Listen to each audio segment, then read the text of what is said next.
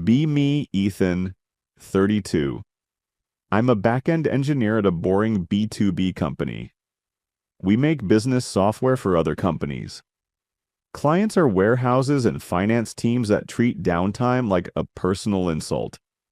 When our app hiccups, trucks idle, invoices stall, and somebody starts copying executives. I'm not a genius, just steady, fast, and allergic to leaving messes behind. Speed isn't ego for me, it's how I keep my head quiet. Our squad is mixed, 5 guys and 4 women, all competent in different ways. Drew runs ops like a chessboard and reads dashboards like bedtime stories. Omar is QA and can smell a regression before the build finishes compiling. Kevin does front-end and closes issues like he's swatting flies in midair. Eli owns data pipelines and hates lies more than he hates meetings. Tess is thoughtful and smart but freezes when tasks get ambiguous or political. BRE is polished and social but avoids messy technical debt like it's a biohazard. Jenna is mid-junior and spirals when priorities shift faster than her confidence. Nobody says you're slow because modern offices don't allow that sentence. We just cover gaps quietly and keep releases from exploding. For a long time it works because the pace is ugly but predictable. Then leadership drops a new team lead into our lives. Marina, 34. She has the calm voice of a therapist and the posture of a prosecutor.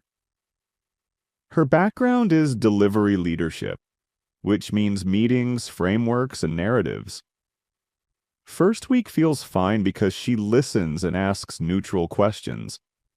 Second week turns weird because she watches throughput charts like they're moral signals. Third week gets worse because she schedules one-on-ones with the women first. Those meetings happen in the soft chair room with the frosted glass door. One afternoon I walk past and hear sniffles through the wall. My brain tells me to keep moving, so I keep moving. Later I see Tess in the kitchen with red eyes and a practiced smile. Bri is there too, adjusting mascara like it's a safety protocol. Jenna stares into the sink like the faucet is judging her. They say hi and pretend nothing happened, which means everything happened. 10 minutes later, Marina walks by with that I'm helping energy. She gives me a warm smile that feels like a warning label. Next morning, there's a calendar invite called Team Health Reset. Attendance is mandatory, cameras on, and safe space norms attached as a doc. Marina opens with the story about psychological safety and hidden pressure. She says high performance can create harm, even without bad intent. She calls it ambient intimidation, like stress is toxic waste. Then she says women on the team feel crushed by male pace. Tess speaks with a shaky voice about feeling stupid by comparison. Bree admits the speed makes her dread stand-ups and second-guess everything. Jenna says she sometimes cries after meetings and hates herself for it. Marina nods like she's collecting evidence for a case.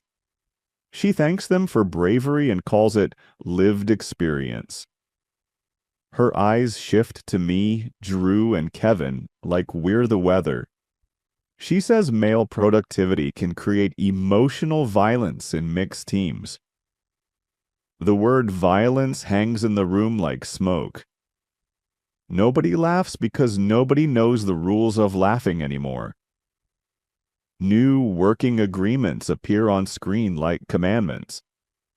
Agreement 1 is a soft cap on ticket throughput per person.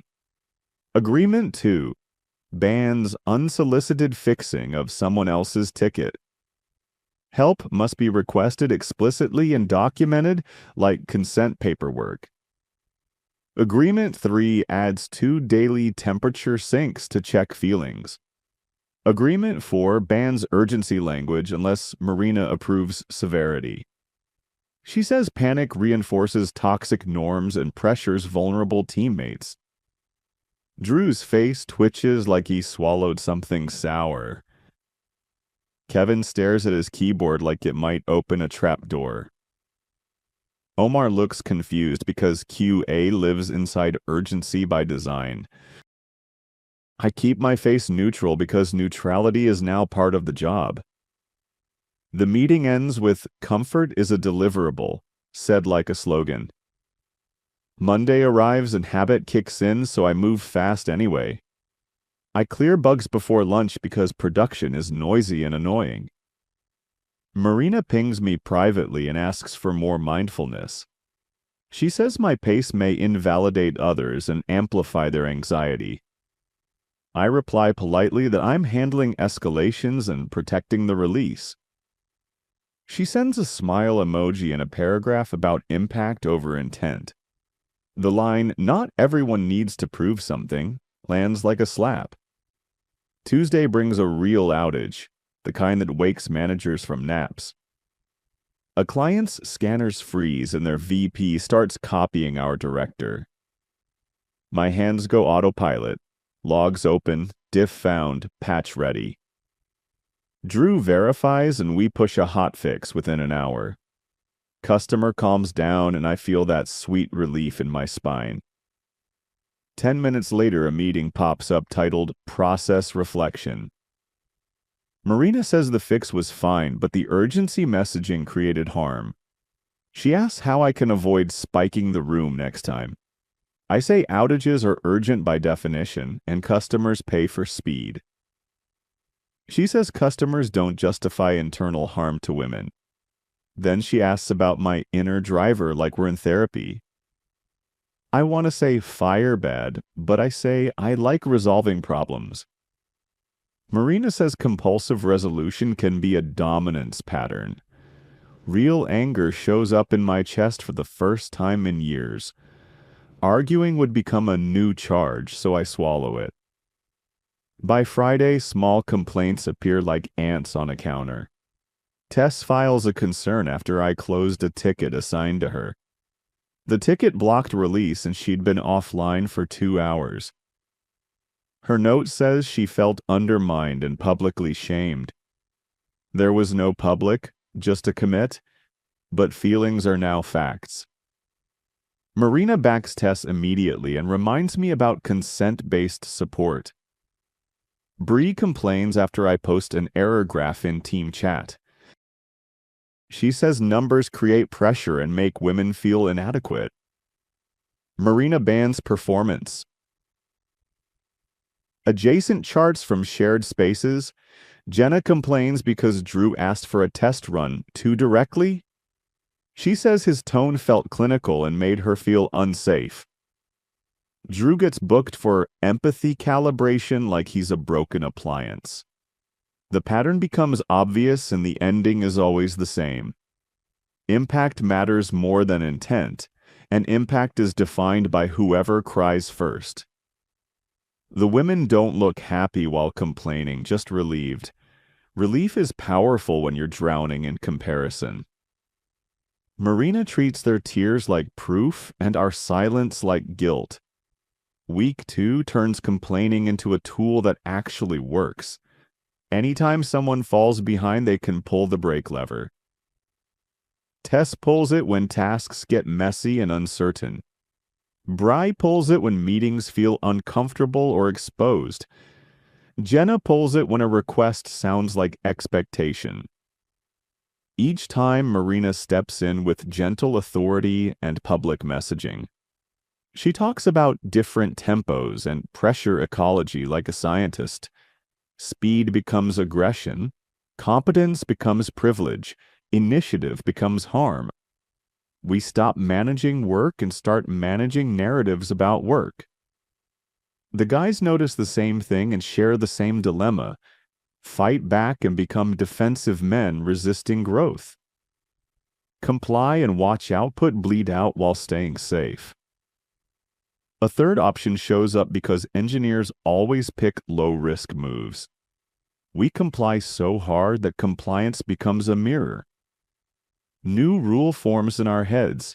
If it isn't written, it didn't happen. Verbal help disappears and gets replaced by ticket templates. Slack requests get answered with, "Please file a support request." Urgent messages get answered with, "Please attach justification and approval."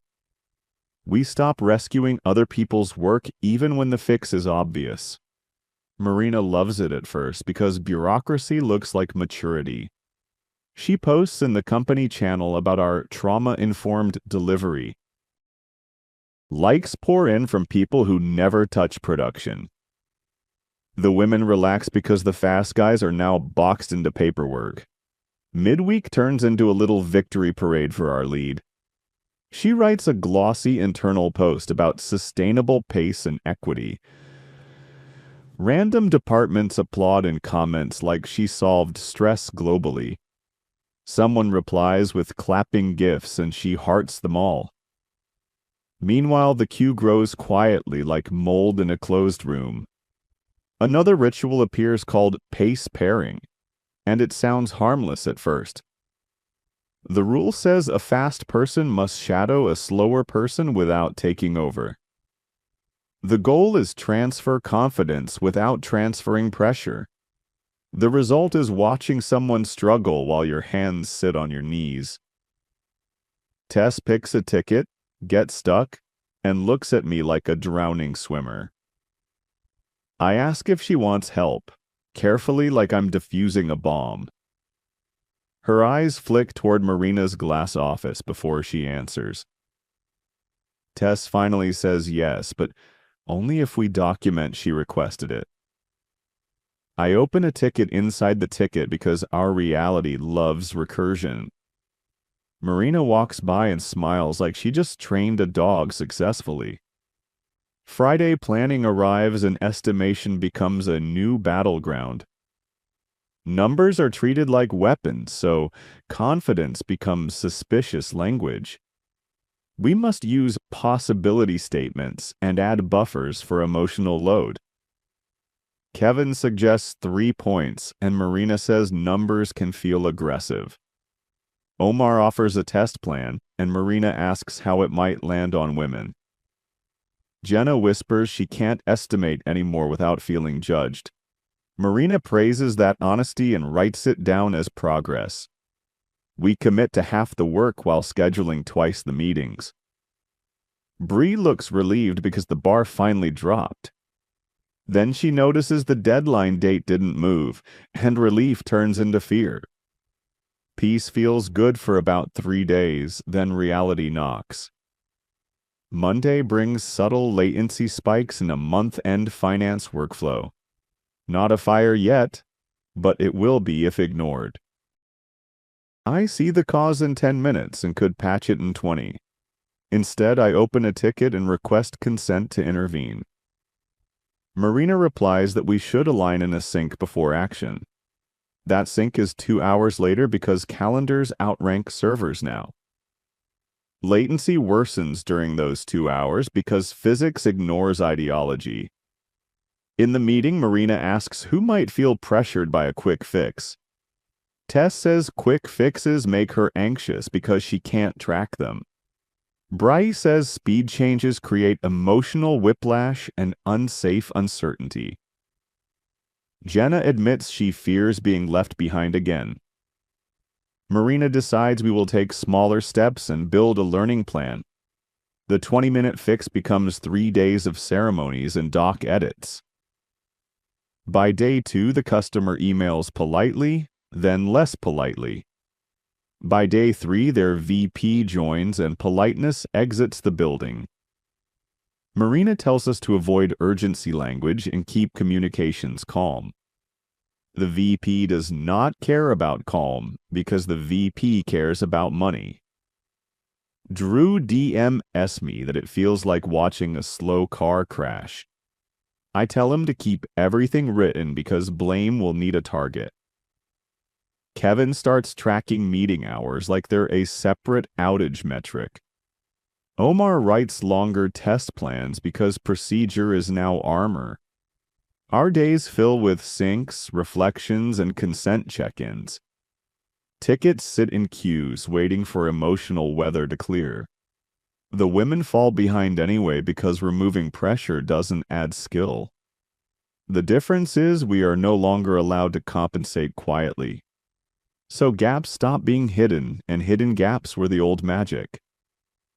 Tess misses a deliverable and looks shocked that consequences exist. Bree forgets a dependency and says nobody warned her. Jenna merges a change without Tess because she panicked silently. Old US would have cleaned it up quietly and moved on. New US files an incident ticket and follows the ritual. Ritual takes time, and time becomes the tax everyone pays. Marina responds by scheduling more safe space circles. Circles create stress because now we process stress instead of fixing causes. Then a new form drops into our laps, the pressure report. Anonymous, Marina says, to encourage honesty and protect women. My stomach drops because anonymous forms always become weapons.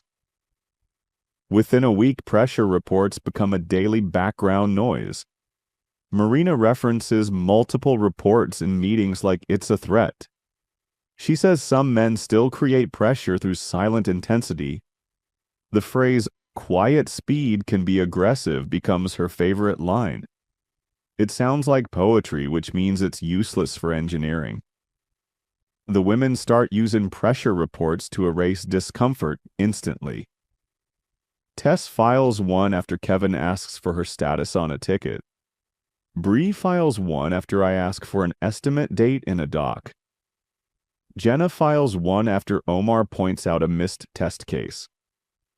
Marina treats each report as proof and asks us to reflect publicly.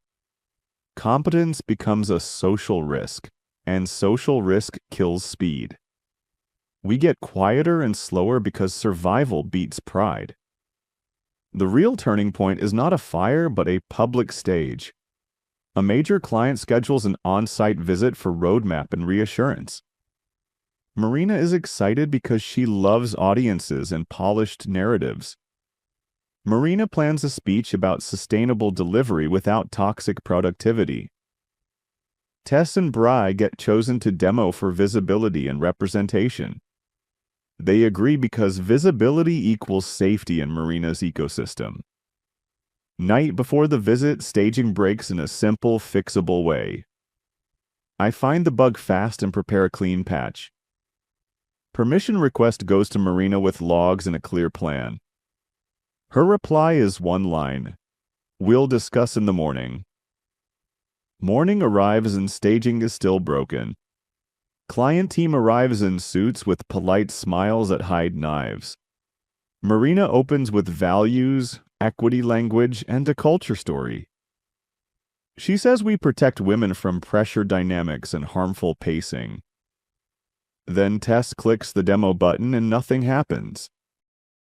Staging stalls, logs scream, and the room turns into awkward air. Bree tries a workaround and triggers the bug again, louder this time. Jenna flips through notes with shaking hands, trying not to cry. Client engineer asks why it fails and whether we can restore quickly. My body leans forward on instinct and then stops. Marina shoots me a look that says, "Do not rescue them." I sit back because rescuing is now dominance and pressure.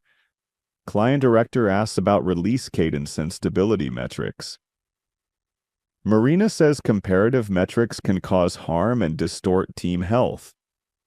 The director blinks like he heard a foreign religion. He says their harm is downtime and their pressure is invoices. The meeting ends early with handshakes that feel like warnings. After they leave, the office feels like a room after a funeral. Marina gathers us for an emergency circle with a tight smile. She says this outcome was influenced by pressure and resistance dynamics. She implies someone withheld support to prove a point. Tess starts crying and says she felt set up in front of strangers. Bree says she couldn't breathe and felt humiliated. Jenna whispers she can't handle this job anymore. Marina turns to us and asks why we didn't jump in. The question sounds sincere, which makes it more absurd. Drew answers carefully that we followed the agreements she enforced. Omar says we avoided unsolicited intervention and respected consent rules. Kevin adds that rescuing would recreate the pressure we were told to stop. Marina says context matters and we should have known to intervene. I ask softly how we can know when her rules suddenly don't apply. She says leaders can feel it, and my brain hates that sentence. 2 days later, leadership holds a bigger review with our director.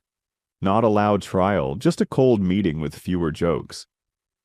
Marina frames everything as cultural transition and unlearning toxic pace.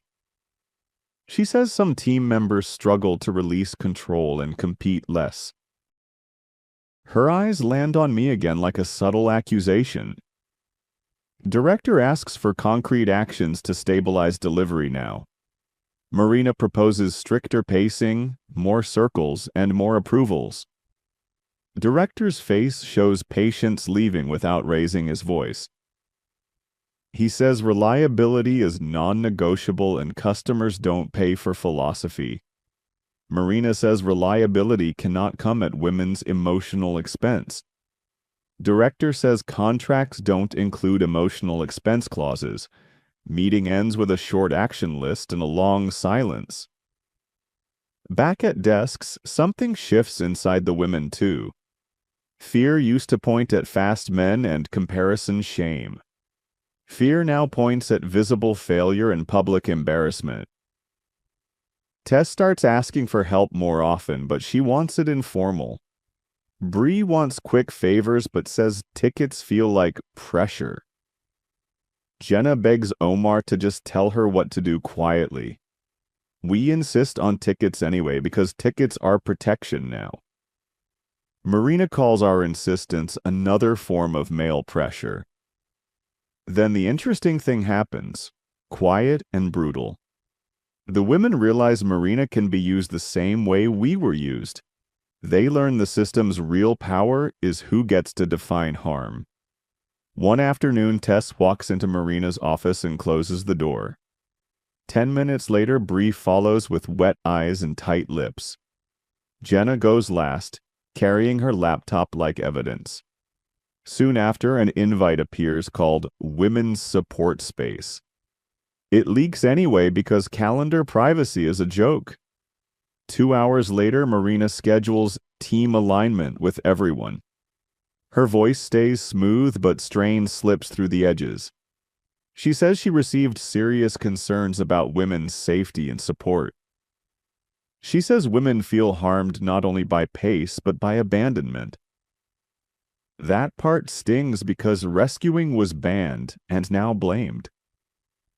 Marina calls for recommitment to care and shared responsibility. Then Tess raises her hand and speaks steady for once.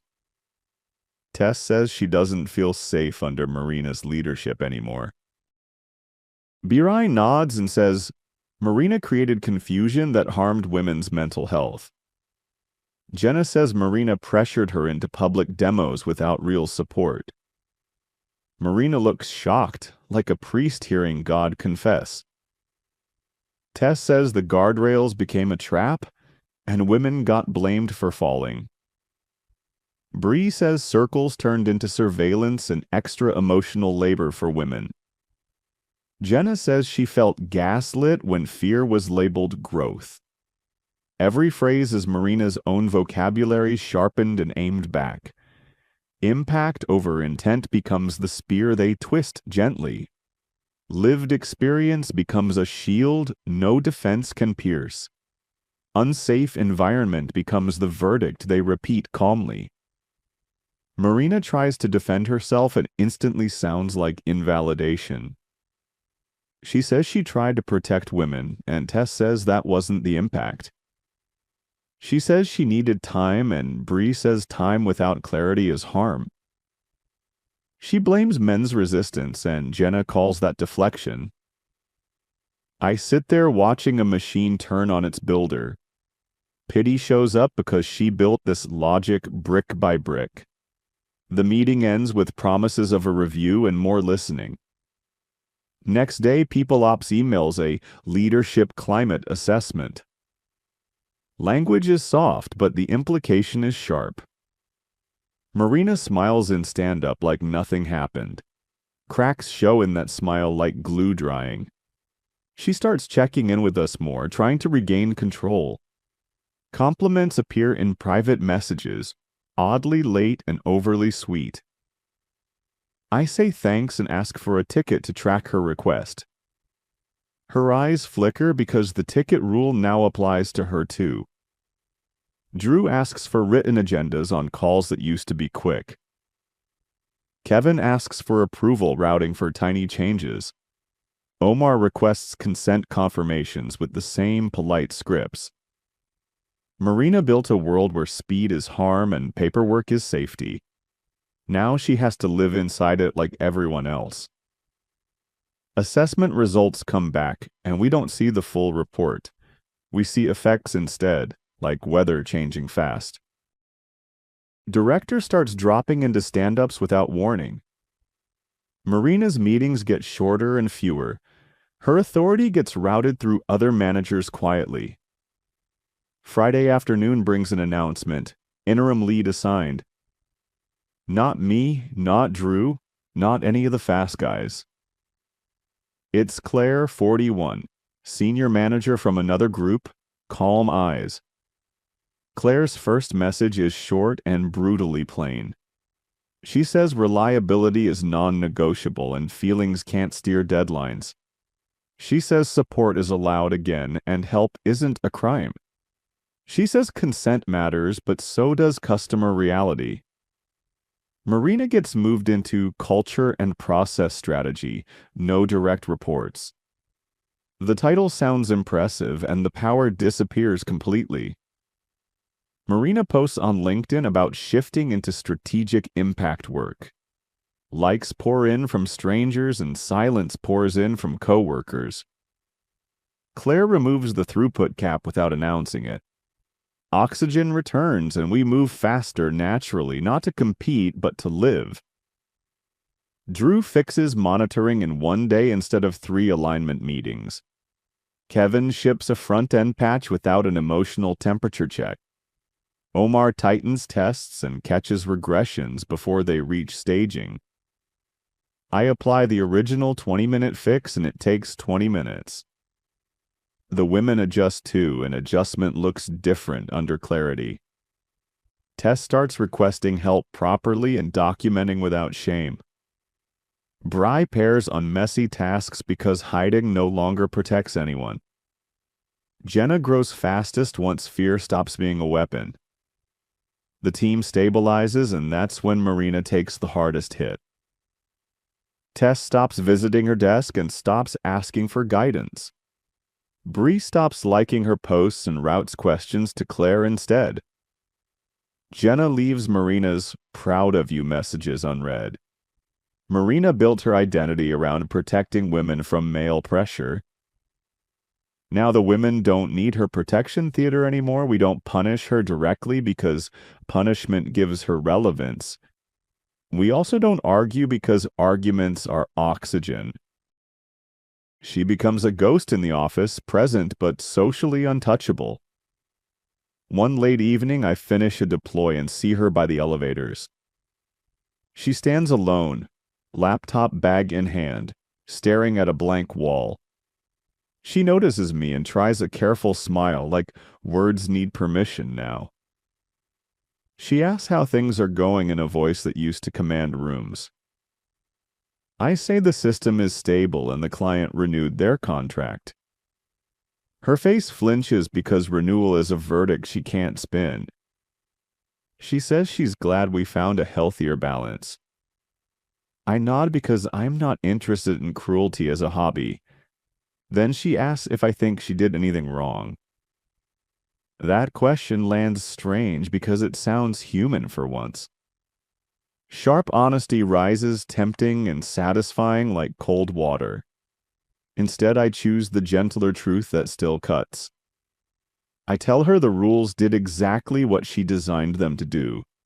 They slowed everyone down until nobody could outrun failure. Failure doesn't care who feels safe, and customers don't negotiate reality. Her eyes get wet, but she doesn't cry like the women did. She says she only wanted women to stop hurting.